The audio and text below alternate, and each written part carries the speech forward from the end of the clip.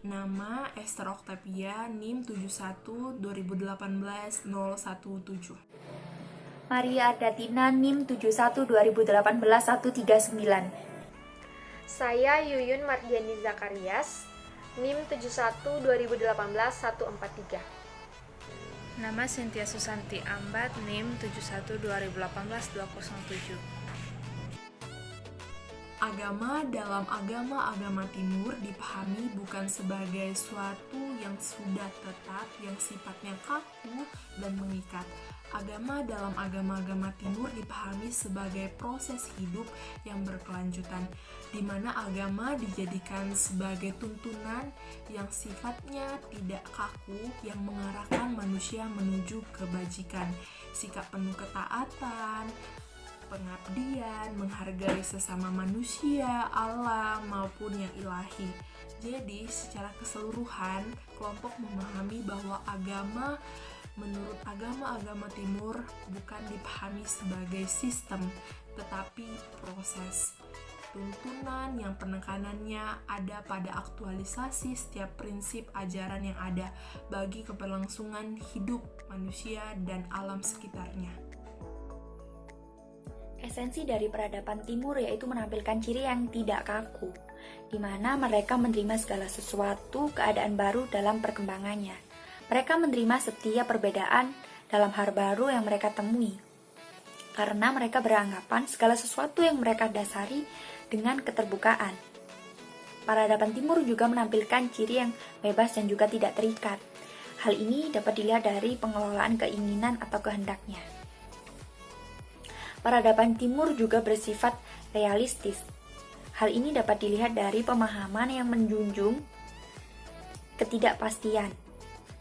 Mereka memandang bahwa masa depan sebagai ketidakpastian. Menurut kelompok ini sangat realistis karena sikap menjunjung ketidakpastian ini memunculkan sikap pemfokusan pada realitas masa kini yang perlu dioptimalkan dan juga diupayakan untuk menjawab persoalan realistis masa kini. Peradaban Timur juga bisa dikatakan praktis, yakni dilihat dari bagaimana penghayatan mengenai agama yang menjunjung pada tindakan praktis bagi lingkungan sekitar dalam kehidupan masa kini. Puja dalam agama Buddha bisa dikatakan sebagai salah satu praktik keagamaan yang dilakukan sebagai bentuk penghormatan kepada leluhur, yakni para Buddha yang telah membaktikan hidupnya untuk menuntun manusia pada pencerahan, dan adapun objek-objek pemujaan lainnya seperti para pemuka, pemimpin, raja, dan lain sebagainya. Puja dalam agama Buddha dilakukan dengan dua cara, yakni Amisa Puja, yaitu pemujaan yang dilakukan dengan memberikan persembahan, kemudian ada Pati-Pati Puja, yaitu pemujaan dengan pelaksanaan. Dengan demikian bisa dikatakan puja dalam agama Buddha bukan hanya tentang praktikal pemujaan, penghormatan kepada objek-objek pemujaan yang dilakukan dengan perbuatan bakti maupun pemberian persembahan, tetapi puja juga bisa dikatakan sebagai sarana pengelolaan batin agar rendah hati, memiliki sikap yang menghormati ciptaan yang lain, yang semuanya itu merujuk pada perwujudan kebajikan dalam kehidupan. Puja dalam Buddha merupakan penghormatan terhadap leluhur, alam dalam pemujaannya. Karena esensi ilahi ada dari segala yang ada di sekitar kehidupan manusia, dipahami sebagai yang bernilai, dan dari kebernilaian tersebut, masing-masing pribadi memiliki tanggung jawab sendiri dalam keberadaannya terhadap tindakan yang dilakukan, dan dari tanggung jawab tersebut, memberi sumbangsi baik atau buruknya terhadap lingkungan maupun dewa leluhur. Bicara mengenai puja, puja pada dasarnya adalah menghormati dan menyembah melalui perbuatan. Karena puja sendiri merupakan rasa bakti dan juga keyakinan. Oleh sebab itu, jika dikaitkan dengan ke-6 poin, maka saya memilih poin kedua yang berbicara mengenai respon manusia. Manusia merespon esensi terhadap sang Tuhan melalui perbuatannya, melalui cara menyembah dan juga melalui perbuatan-perbuatan lainnya dalam hidupnya. Selanjutnya selanjutnya mengenai keterkaitan antara puja dalam agama Buddha dengan poin relevansi yang ketiga, yaitu pengelolaan keinginan. Sebagaimana yang telah dijelaskan bahwa puja merupakan sarana pengelolaan batin, maka di dalam pengelolaan batin tersebut terdapat pula pengelolaan keinginan. Misalnya, dalam pati-pati puja itu ada pelaksanaan Atanga Sila, yakni di dalamnya terdapat ketentuan untuk menghindari pembunuhan makhluk hidup, menghindari perbuatan tidak suci, menghindari kemewahan, dan lain sebagainya. Hal ini merupakan bagian dari pengelolaan batin dan pengelolaan keinginan, yakni adanya pembatasan keinginan untuk tidak melakukan pembunuhan terhadap makhluk hidup, pembatasan keinginan untuk perbuatan yang tidak suci, untuk kemewahan, dan lain sebagainya.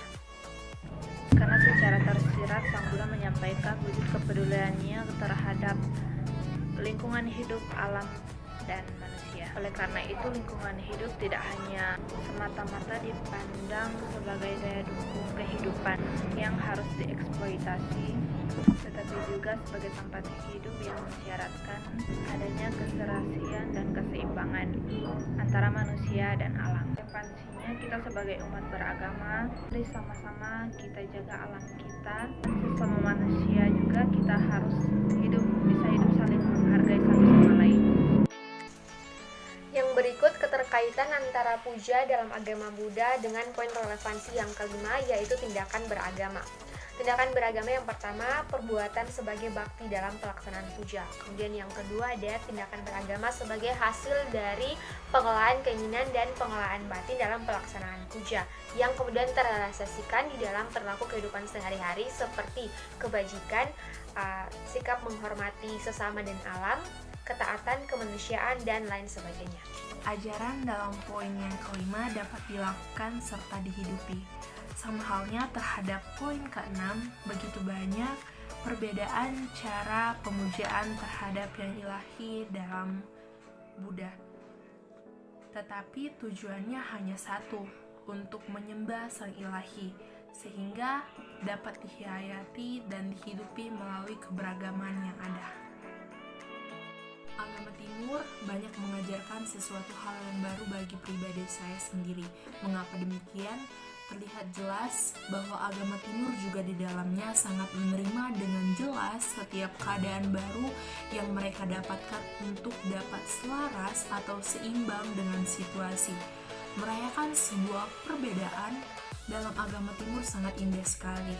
Dari perbedaan tersebut bukan untuk membeda-bedakan sehingga membuat terjadinya sebuah konflik, akan tetapi dapat belajar dari hal yang baru yang tujuannya untuk dapat mengelola pemikiran serta memperkuat iman.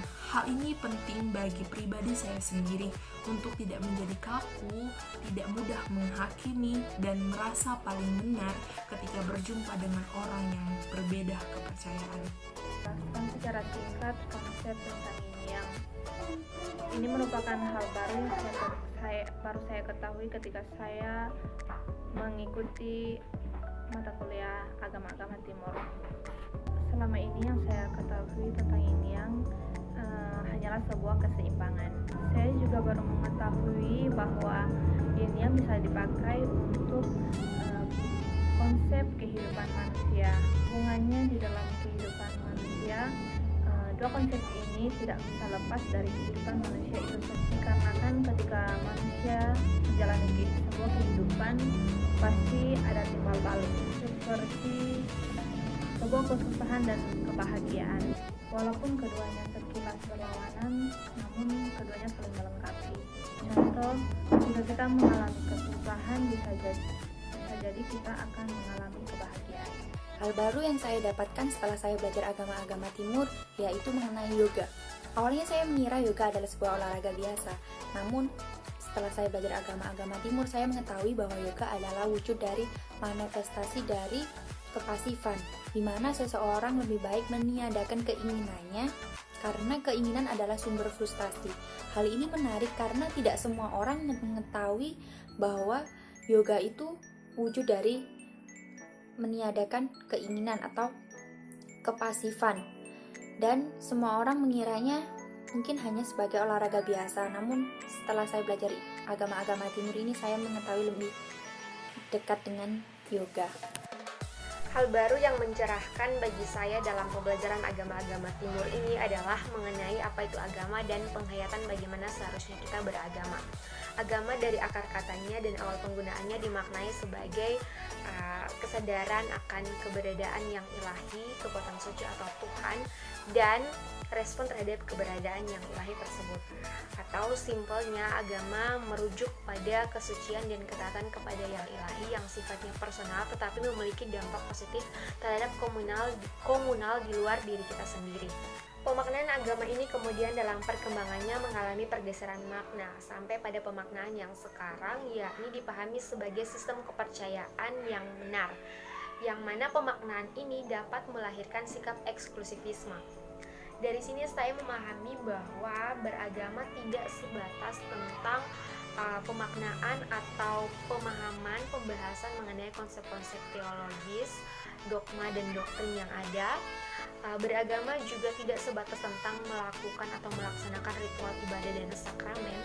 Kemudian beragama juga bukan sama sekali tentang bagaimana mempertahankan keagamaan dengan cara memaksakan kepercayaan kepada orang lain, tetapi lebih dari semua itu, beragama adalah tentang bagaimana penghayatan kita kepada esensi yang ilahi yang pada dasarnya ada pada semua yang ada, yang mana hal ini sifatnya sangat personal, dan kemudian bagaimana respon kita terhadap keberadaan yang ilahi itu, yang mana hal ini memiliki dampak yang positif terhadap sesuatu atau terhadap komunal di luar diri kita sendiri, yang mana respon ini dapat mencakup kebajikan, kemanusiaan, hubungan intersubjektif yang dibangun antara sesama manusia, alam dan kepada yang ilahi, dan hal-hal praktis lainnya yang sekiranya dapat relevan dan menjawab tantangan global yang ada.